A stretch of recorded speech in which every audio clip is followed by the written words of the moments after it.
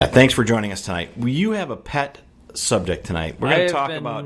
He's been working up a lather on this particular thing, wanting to talk about this for a couple of weeks, I think. At least. Yeah, well, actually, I've been thinking about this subject for the last couple months since this started, and yeah. So lay it on us. Okay, so Berkeley, Antifa, and the alt-right. To start off, where did this all start? What happened? Well, it goes back to right after the election when controversial speaker Milo Yiannopoulos was speaking at the University of Berkeley in California. And Antifa came in and they lit some sort of generator or light structure on fire. They then later, as a woman was giving an interview, they pepper sprayed her. They beat her with sticks and then even maced her. And what is their objection to Milo and the stuff that was going on? Why are they doing this in the first place?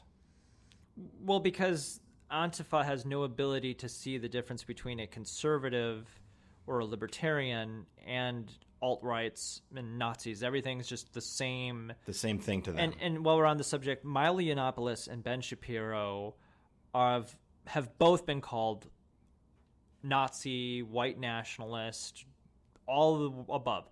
When in reality, both of them are Jewish, both of them strongly support the state of Israel, and neither of them are Nazis. I don't agree with these guys on their politics, right, on their views on a lot of issues, but they're not Nazis, okay? We got to stop referring to people as Nazis just because they're conservative. That is one thing they're really wrong on. But so there's this protest, and now this woman gets pepper sprayed and maced and beaten with these sticks because she was wearing a red hat. When we actually look at her hat, what it actually said was, "Make Bitcoin great again."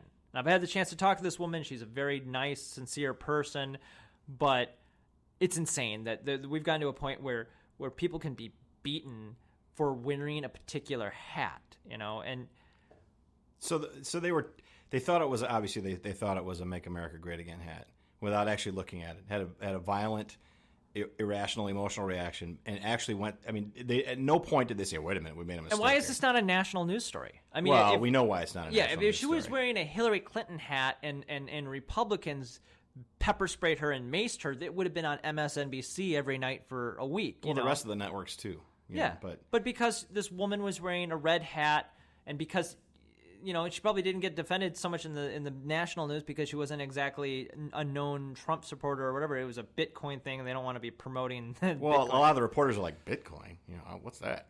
So this thing happened in Berkeley soon after the election, and the university cops and the cops of Berkeley just pretty much stood by and watched all of this madness happen.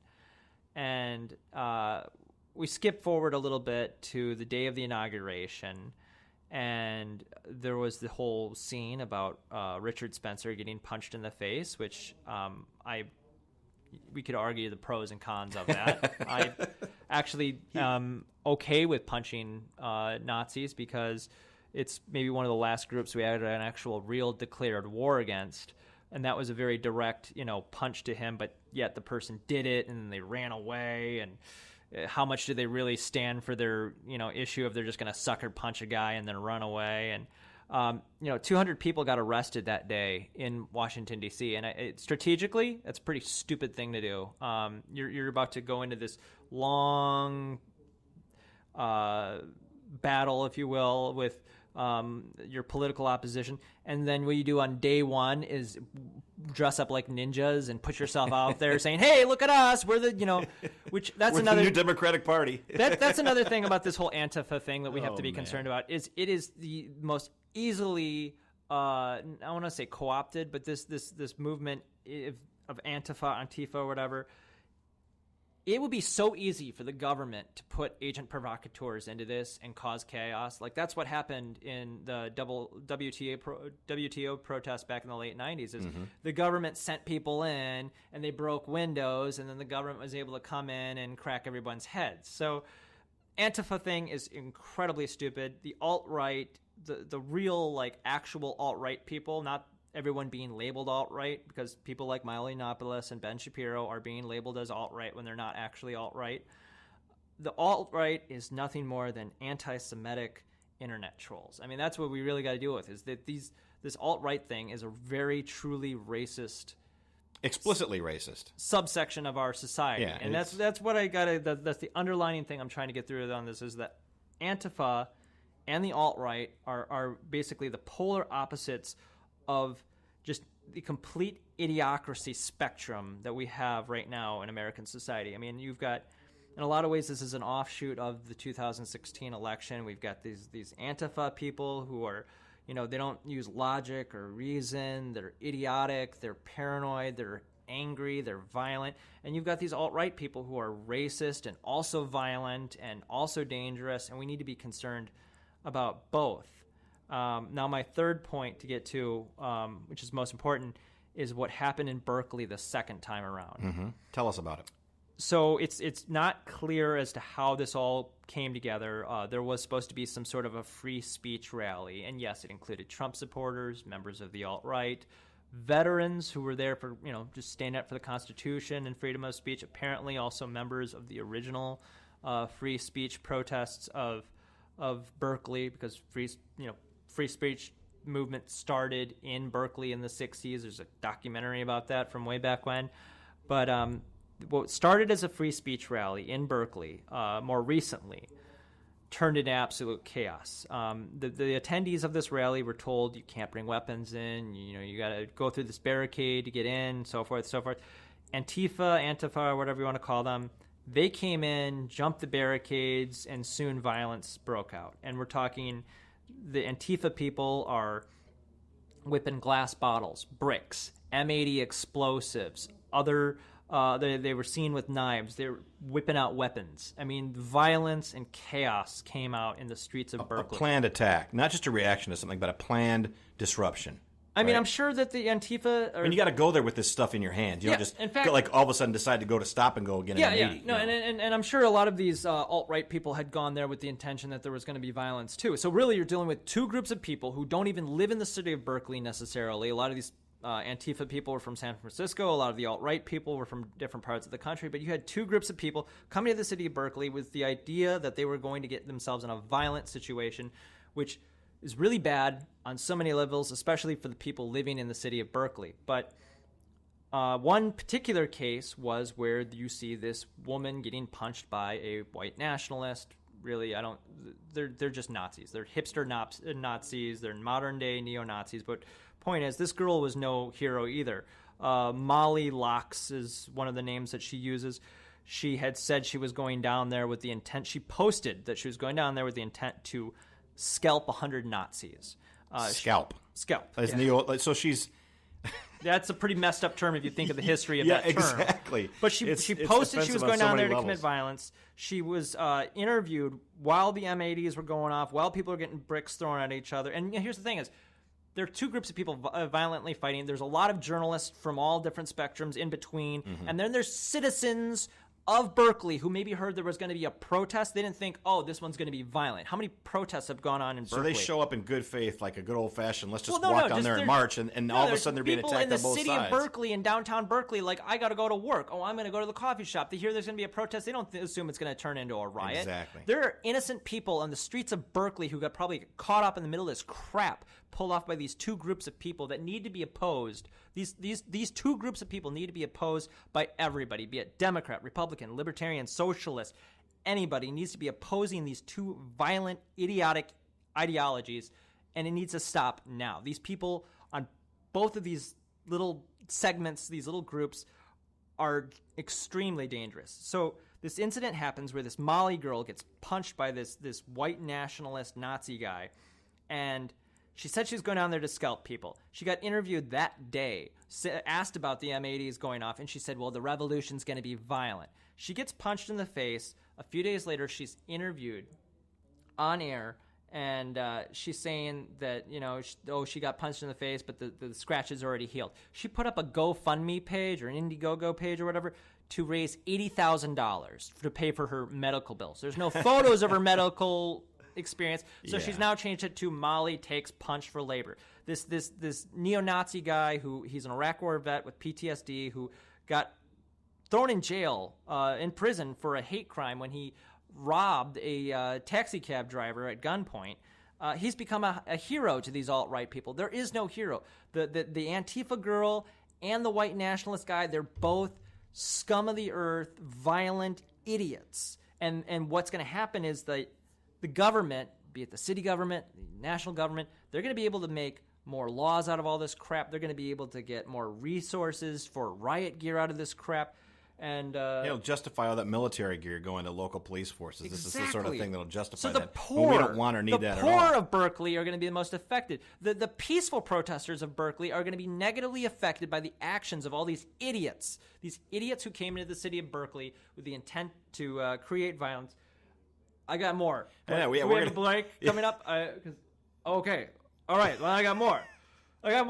I just wanted to get that all out. No, you keep going, Miles. Molly, I'll cut you off when Molly it's time to break. Locks, whatever her name is. So what side is she on again? The Antifa people, and she's Antifa, trying to raise okay. $80,000, and she's already raised like at least $6,000 or $7,000 of it. People are giving her money without any idea. And where is the Berkeley police in this whole situation? But a block away, watching all this crap as all these people are lighting explosives and whipping bricks and pushing garbage cans at each other, and it's just stupid crap. I mean, and there's a lot of journalists that were in the middle of this stuff filming, but you can kind of tell that most of the journalists are kind of more to one side or the other, and there is like really hard. It's really hard to figure out what really happened because all the news stories are centered towards one or the other. When no, they're both idiots. So, and then let's really get down to this whole like alt-right versus Antifa thing. And we'll cover that after we come back from the break. Miles is wound up, and rightfully so. There's a lot of stuff here to talk about, not just the narrative of what happened, but why these people are so angry, how they relate to the government and the media. And Miles is right on in his analysis of the situation. We'll cover more of it as we come back from break. Red. You listen to yeah, he's bright red. If you're watching on Facebook, he's wound up. But yeah, this is a serious issue. Obviously, very, very serious. And we'll get back to this after our break. You're listening to the Free People Show at freepeopleshow.com. And welcome back. You're listening to the Free People Show at freepeopleshow.com. We're talking about the Antifa alt-right clash in Berkeley and the overall issues involved. Miles is really enlightening us and inspiring us about this particular situation. One thing that occurred to me during the first section when you're talking about it is it reminded me a lot of how angry people originally fueled the rise of the Nazis in Germany after World War I, and that they were so poor, their currency was worthless, they had just been trashed by the Allies, and were really sort of devoid of identity and options, and were really a very low societal self-esteem, that they were ripe for people to come in, Adolf Hitler for one, and just to get them all fired up to be angry at everybody else and to make targets of everyone else. I don't know how much of that is at play here, but that's what it sounds like to me, that our society has gotten so disconnected and so, people absent of identity, people absent of not knowing who they are and why they're here, because, society has changed to a certain extent in that regard, that they're just angry because they don't know who they are and they're just mad at everybody. I don't know if you think that plays a role in it, Miles, but I think you should tell us some more. Well, I'm going to say this real quick part. There are a lot of Republicans out there who I don't agree with, who are being referred to as the alt-right or Nazis. And I think people need to be really specific about, if somebody's a racist, yeah, call them a racist. If somebody's, if somebody just, you disagree with them, that's, don't call somebody a racist if they're not a racist. Don't call somebody the alt-right if they are not part of that thing, and there's so many different degrees and all of this. I know that it gets complicated, but the next point I want to get to is, what is the ideology behind some of these groups? And with the alt-right, believe it or not, this is going to be hard for some people to believe, but the alt-right is actually somewhat of a socialist ideology. They what they apparently believe in is like a rebirth of the Roman Empire, which is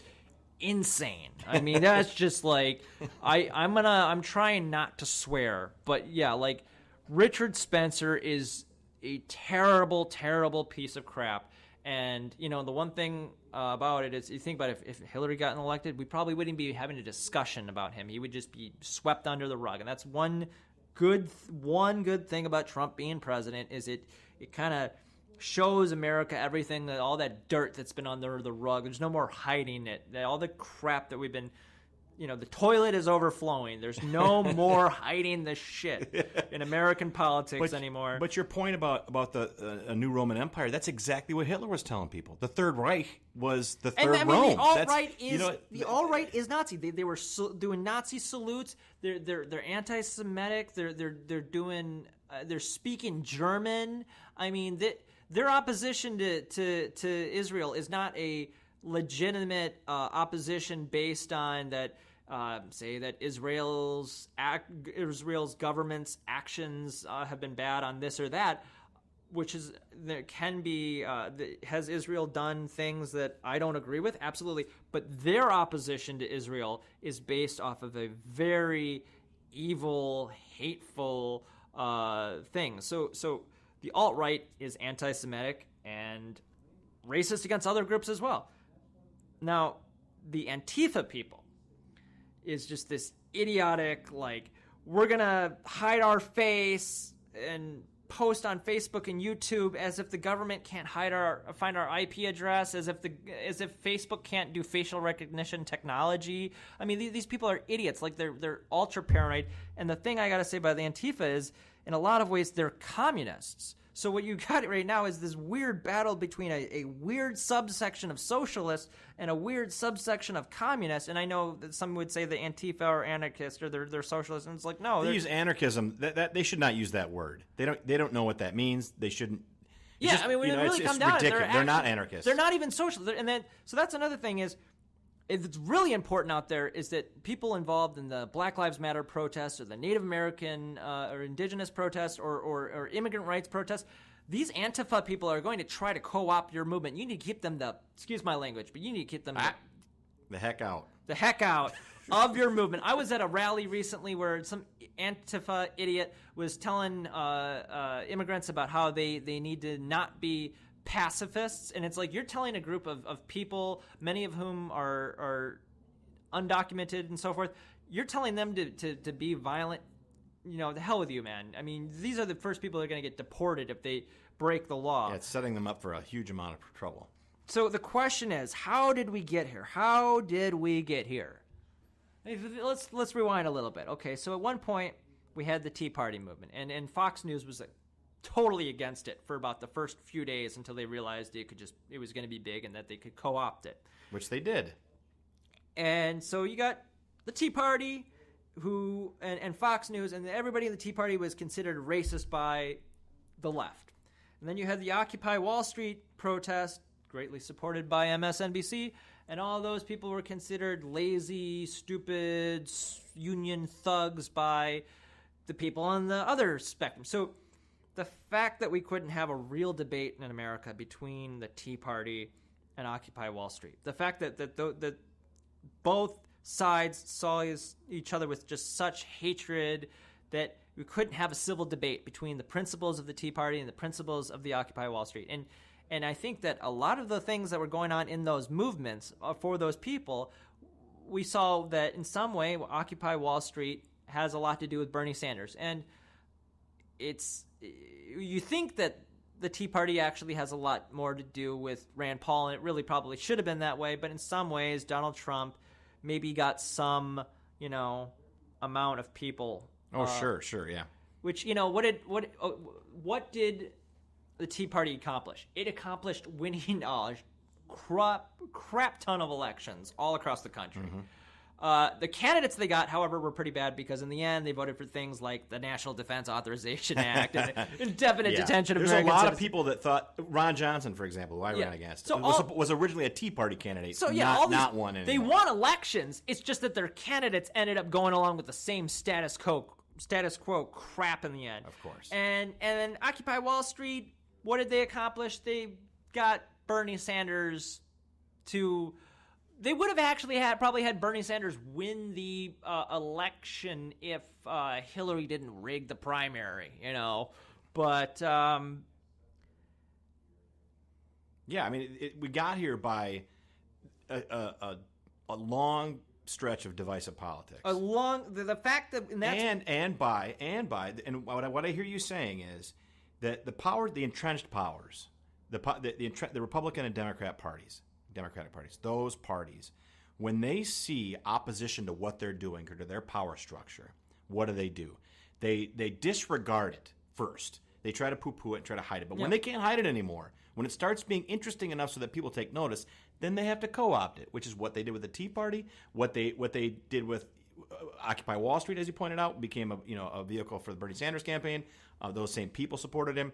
But anything that comes up, they get their fingers into it, they use it for their own devices, and they get people elected who, in the end, have to participate in that two-party power structure. Actually, that's in what Washington. I should say. What did Occupy Wall Street accomplish? They got Obama reelected. I guess. Because that was kind of like a rebuttal to the Tea Party movement in some way. But I'm going to point out this real quick.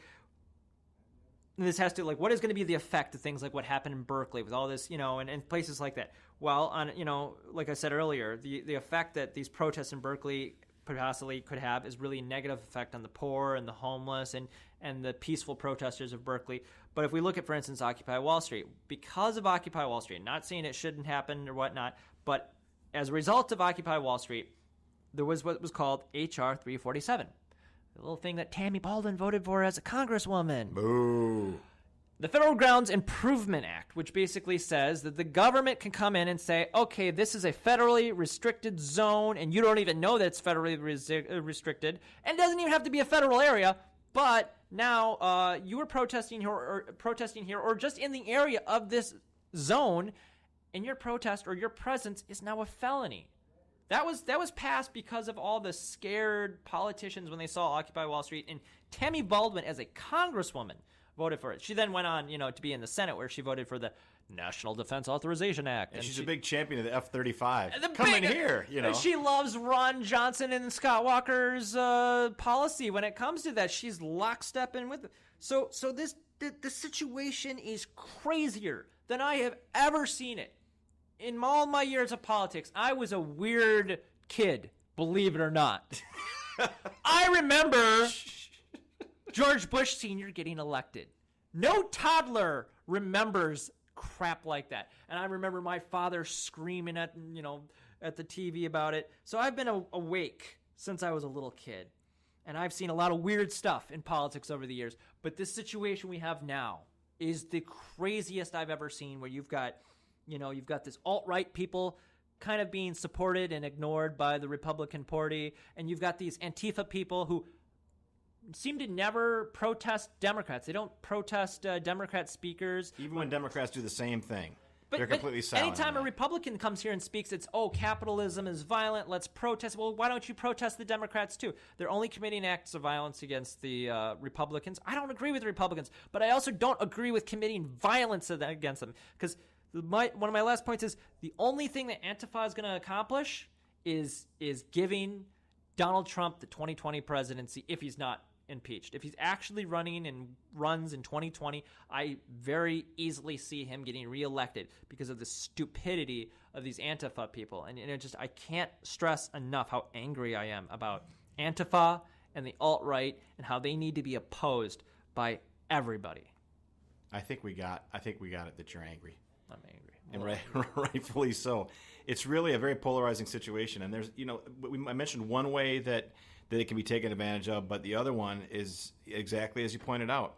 When there's an extreme section of a side of a spectrum, and I hate the right-left spectrum for politics because it's wrong, it's false, it doesn't really define, it's more of an up and down versus, freedom versus oppression. But looking at the way most people look at it, right and left, that there's an extreme section on one side, the other side takes advantage of it, tries to paint the whole side like that. And what we discovered is, over many, many years, is that the people in the middle, the people that aren't, invested on either side, look, and they're really still, sadly, looking at what's the lesser of two evils. And I think what you're saying is that the Republicans, if they're wise, and if Trump's running again, and again, I don't want Donald Trump to be president another day, but that they will use that against the Democrat Party and try to paint them all like that. But thanks, Miles, very much. We're out of time for tonight. Thanks to Jessica Murphy for being on earlier. We had a slight technical hiccup tonight, which is why we're down a mic, but that'll be resolved by next week. We do have a show on Tuesday. We will have a show on Tuesday. Go ahead, Miles, quick. There is an answer. There is a solution to the problem. Here it's real simple. Talk to your everybody. neighbor. Yes, talk to to each other. Talk. We'll be back with the Free People Show on Tuesday. We're going to have a guest, Pete Augelli, talking about Bitcoin. Thanks for listening. See you next week.